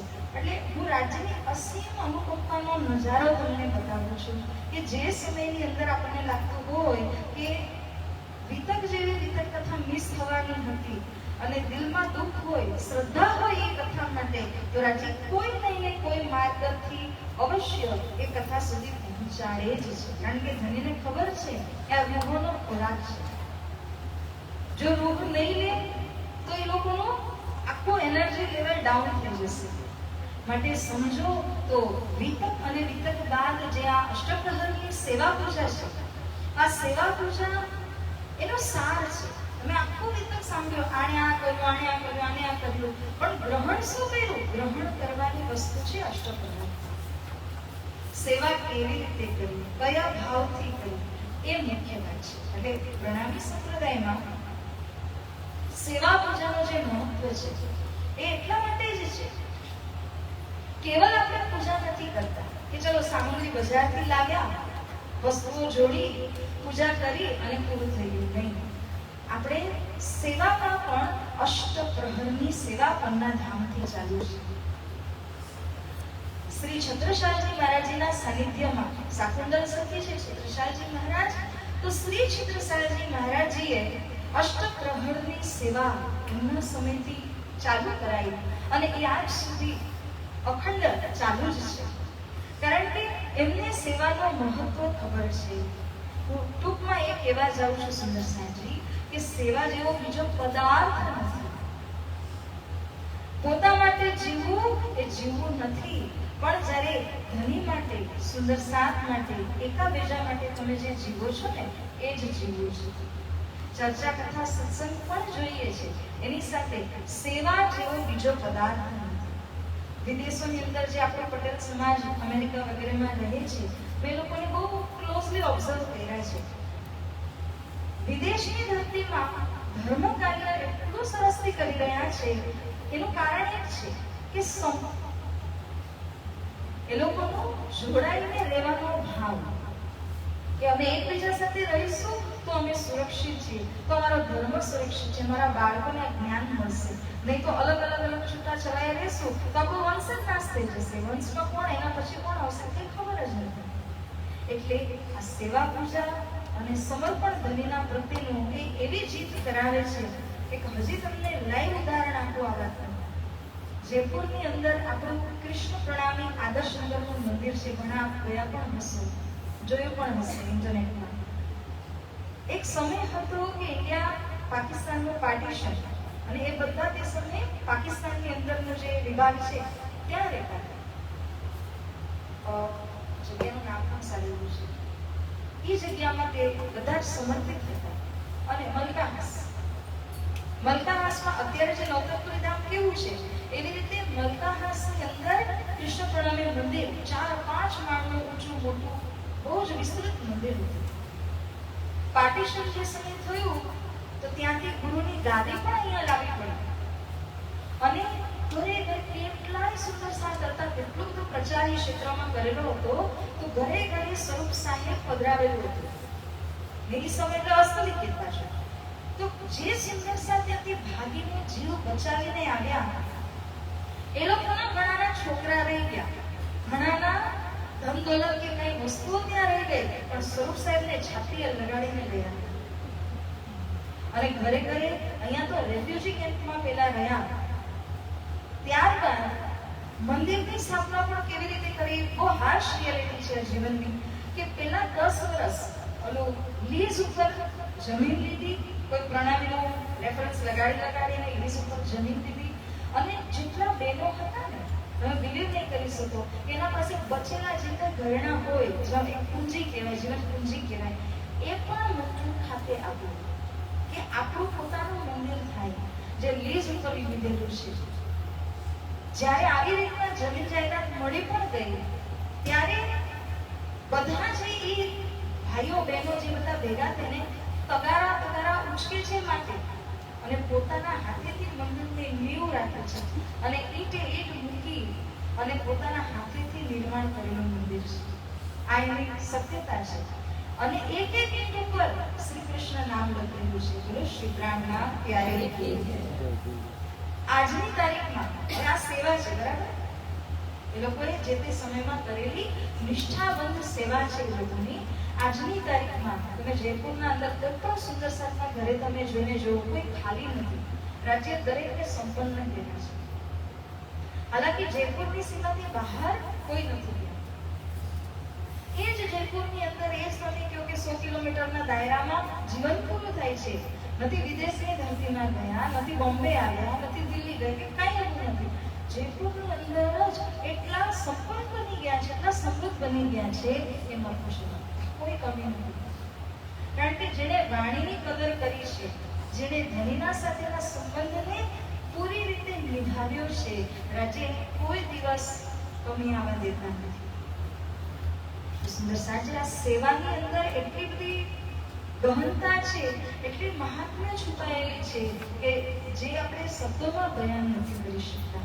પણ આ સેવાનું એક જીવંત ઉદાહરણ છે જે મેં તમને આપ્યું. એક ભાઈ શેરપુરમાં હતા, બહુ વર્ષો, રામરતનજી મહારાજજીના સમયની વાત છે. તેને બહુ ઈચ્છા હતી કે ભંડારો આપો. ભંડારો આપવાની તાકાત પણ નથી. તેણે મહારાજજીને ગુરુજીને કહ્યું કે ભાઈ મને તો બહુ ઈચ્છા છે પણ મારી પાસે શક્તિ નથી. તો રામરતન મહારાજે એમને કહ્યું કે તમે શું આપી શકો છો? કે હું 1 રૂપિયો, આજથી 50 વર્ષ પહેલા 1 રૂપિયો, તો કે હું 1 રૂપિયો માત્ર ફાળવી શકું છું સુંદર સાથની સેવામાં. તો કે કંઈ વાંધો નહીં. હજારો લોકોનું ભોજન બની રહ્યું હતું, કેમ કે આ પાર્ટીશનના સમયમાં ઘણા બધા રેફ્યુજીસ પણ હતા. 1 રૂપિયાનું નમક લઈને અને નમકને બધી જ વસ્તુમાં જ્યાં જ્યાં આવશ્યકતા મુજબ ભેળવી દીધું અને કહ્યું કે તારો ભંડારો થઈ ગયો. પણ આ ભાવ શું હતો કે મારે બધા સુંદર સાથને ભોજન કરાવવું છે. તો ગુરુદેવે એના સેવાના ભાવને જોયું.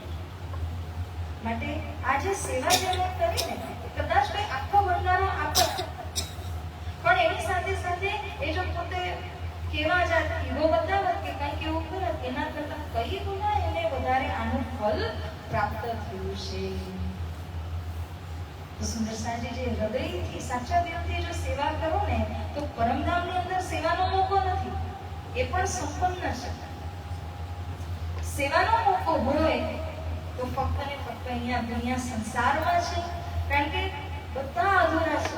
કરોડોપતિ માણસ અધૂર છે અને ગરીબ તો બિચારો ગરીબ જ છે.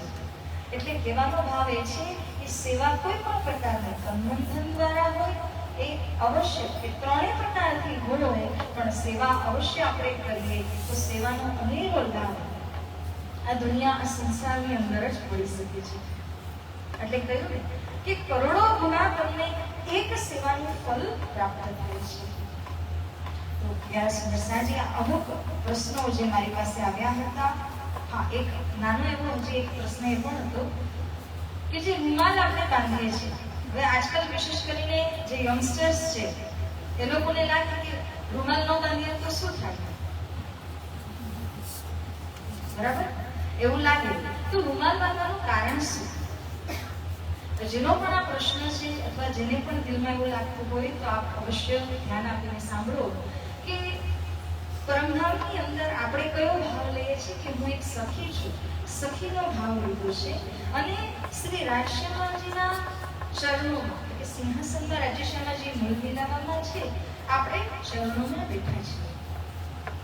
ચરણોમાં બેસેલી જે બધી સખીઓ છે એ બધી જ સખીઓ તમે જોશો તો વર્ણનમાં આવે છે, સિંગારાદી વાણીમાં આવે છે કે જે સાડી પહેરી છે એ સાડીથી એ લોકોએ માથે ઢાંકેલું છે કલ્લું.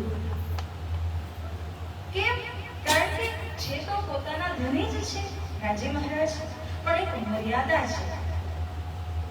આજકાલ જેમ જેમ કલિયુગ આગળ વધે છે તો મર્યાદા નામની કોઈ વસ્તુ જ નથી બાકી રહેતી. શરીરનું કોઈ પણ ખુલ્લું રાખો કે જે કંઈ કરો તો આ તો પશુવત એક જીવન છે.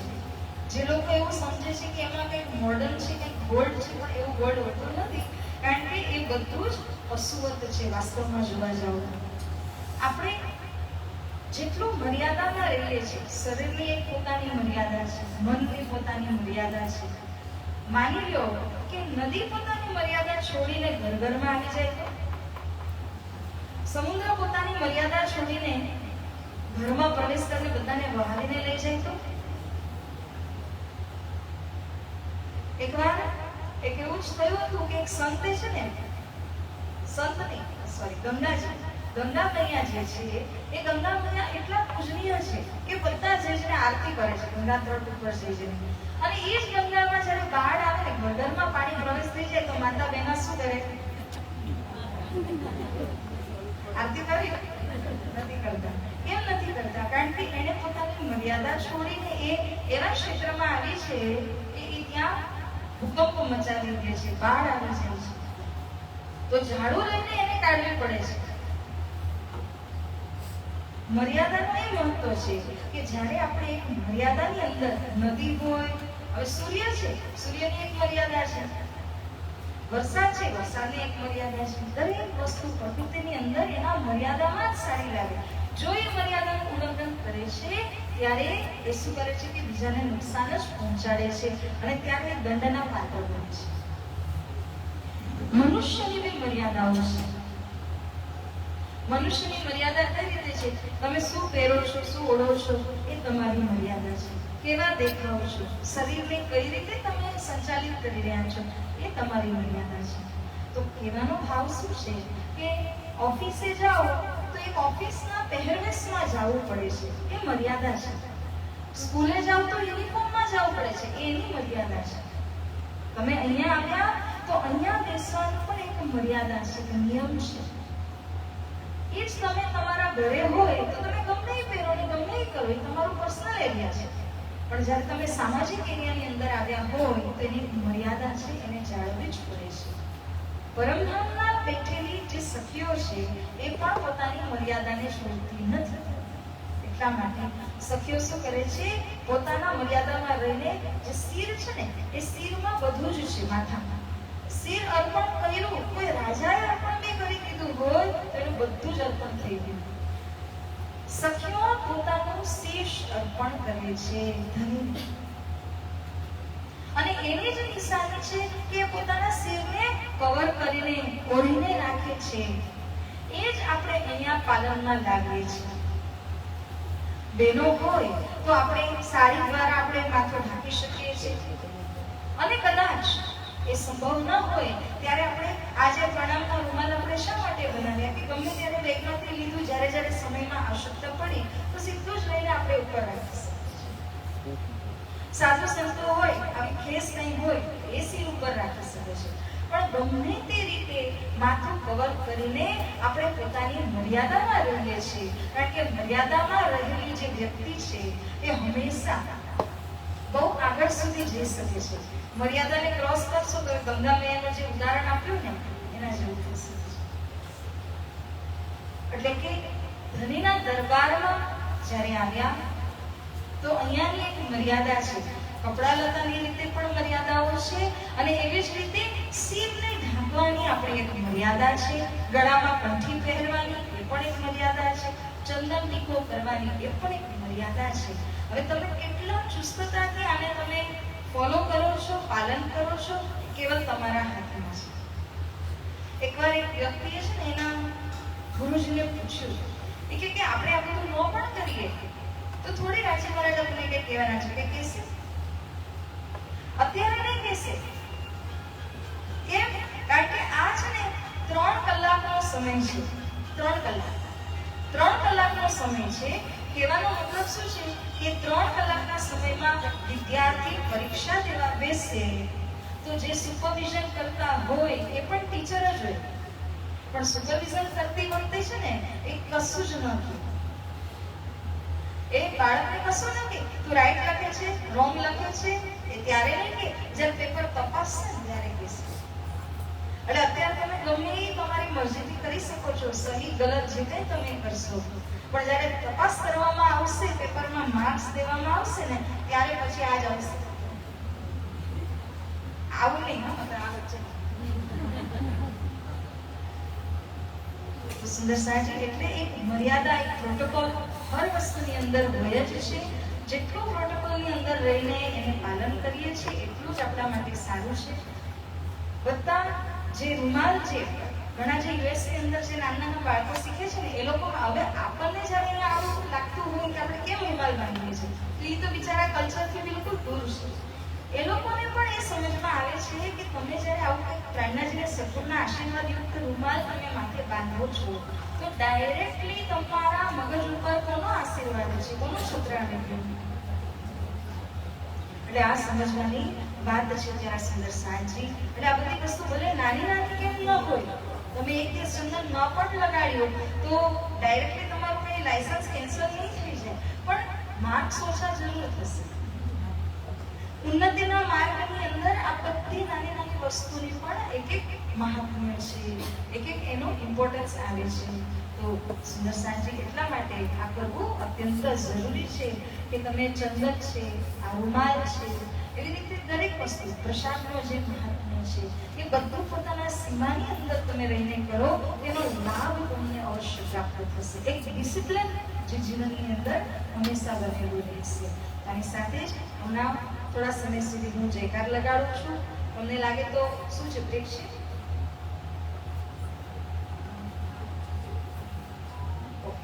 તો આપણે અહીંયા થોડીક સમય સુધી બ્રેક લઈએ છીએ અને ત્યારબાદ આપણે શુક્રાના ચોપાઈઓ દ્વારા ચર્ચાને શ્રવણ કરશું. બોલો શ્રી પ્રાણનાથ.